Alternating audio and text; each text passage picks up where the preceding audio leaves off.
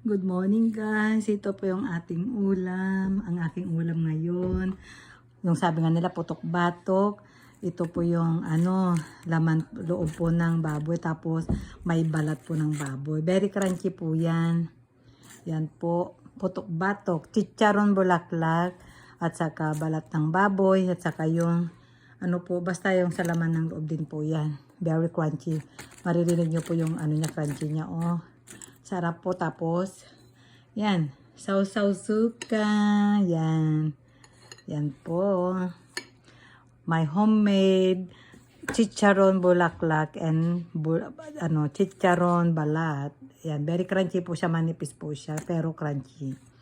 Yan po. Kain po tayo. God bless everyone.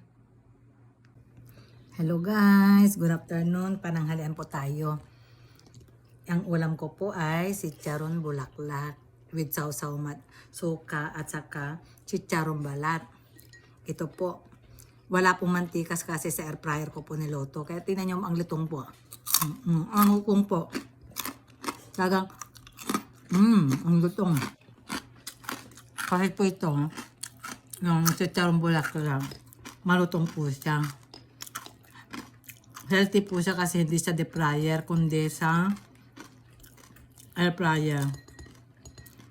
Yan. Homemade po. Gawa ko. Buti nakabili po ako sa supermarket yung bulaklak. Yung chicharon bulaklak. Ano ba to? Yung laman loob po ng baboy. Kaya chicharon bulaklak ko po. First time in Japan. Ang hambo po. Crunchy. Sarap. Talagang Ilocanong bagnet. Ay, chicharon bulaklak. Kain po tayo with matching sausaw suka na maanghang. Thank you, Lord.